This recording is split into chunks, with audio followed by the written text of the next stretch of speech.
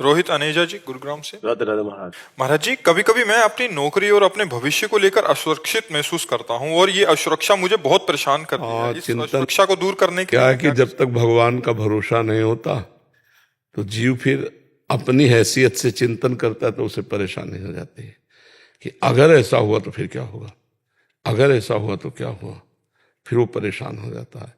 तो हमें लगता है कि भगवान का भरोसा कर लो कि अगर ऐसा हुआ तो भगवान कोई नया रास्ता निकाल देंगे। भरोसो दृढ़ इन चरणन के हो, हमें भरोसा भगवान पर है। एक मार्ग बंद होगा तो दूसरा खोल देगा। अच्छा, भगवान का भरोसा नहीं तो विचलित तो हो ही जाओगे फिर, क्योंकि संसार में जैसे आपका नौकरी के द्वारा पूरा परिवार पोषण हो रहा है तो मन में लगा अगर नौकरी छूट गई तो हम चिंतित हो जाते हैं अपने बोझा लेकर के।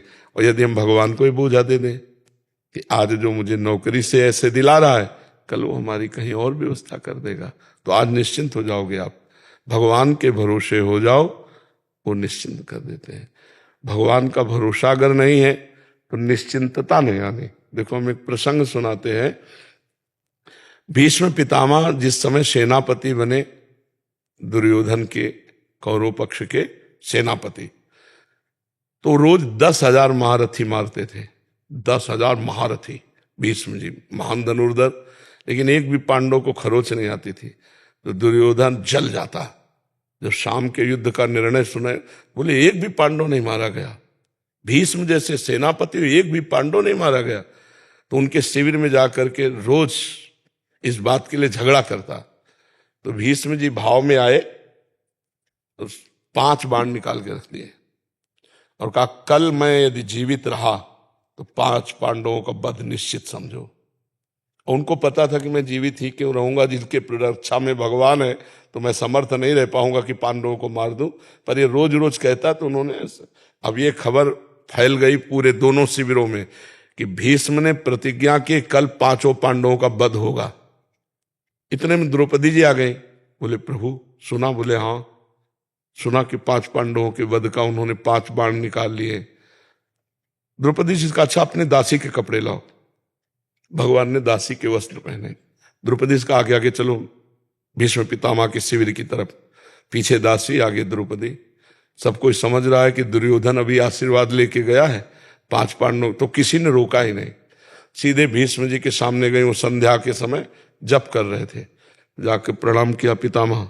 तो उनको भी यही बात समझ में आई कि दुर्योधन की पत्नी आई है।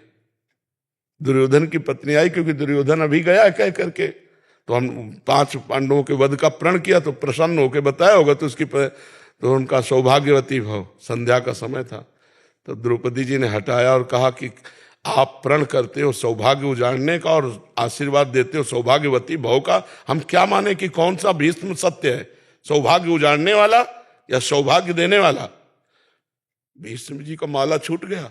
उनका वो कहा जो तुम्हें यहाँ लाया है, क्योंकि इतनी चतुराई से तेरे को यहां तक इस समय पहुंचाना केवल उसी का कार्य है। भीष्म जी खड़े हो गए और देखा तो दरवाजे में दासी बने खड़े थे भगवान। भीष्म जी ने जब देखा तो कहा बेटी तेरे सौभाग्य को कौन उजाड़ सकता है? हम जैसे सैकड़ों भीष्म तो भी नहीं उजाड़ सकते, जिसका रक्षक ये गोविंद तुम्हारे लिए दासी बन के आया है तुम्हारे पद। तब भगवान से कहा मेरा प्रण तो तुम तोड़ दिए, लेकिन तुम्हारा भी प्रण तोड़ूंगा कल। तुमने कहा युद्ध में मैं अस्त्र ग्रहण नहीं करूंगा और कल मैं गंगा का पुत्र नहीं कहूंगा अगर तुमसे अस्त्र न ग्रहण करा। तो भगवान ने कहा ये तो बात हो जाएगी, अपनो परण विसार भगत को पूरो परण निभाऊं। फिर भगवान से कहा कि प्रभु अगर जीवित रहा तो मैं बाण संधान करूंगा पांडवों के ऊपर। तो आप ये करना कि जो ही मैं युद्ध क्षेत्र में जाऊं कल तो सामने शिखंडी को खड़ा कर देना। शिखंडी आज भी मेरी दृष्टि में अंबा है और मैं स्त्री पर कभी बाण नहीं चलाता। इतने में अर्जुन से कह देना मुझे बाणों की सैया पे सुला दे। अब भगवान लौट करके आए तो देखा पांडव चैन से सो रहे हैं। तो पांडवों को जगाया। उनको भीष्म प्रतिज्ञा की है 5 पांडवों को मारने की। बोले हाँ पता है। बोले तुम चैन से सो क्यों रहे हो? बोले जिसके तुम रक्षक हो तो चैन से हम सोए, आप खुद व्यवस्था करो। तो समझ रहे हो ना, अगर भगवान का भरोसा है तो चैन से सोओगे, वो व्यवस्था खुद कर देंगे। और भगवान का भरोसा नहीं तो अपनी परेशानी अपनी जिम्मेवारी लेने पर हम परेशान हो जाएं, क्योंकि हम मनुष्य हैं। हमारी क्षमता ईश्वरीय शक्ति के आगे नहीं है।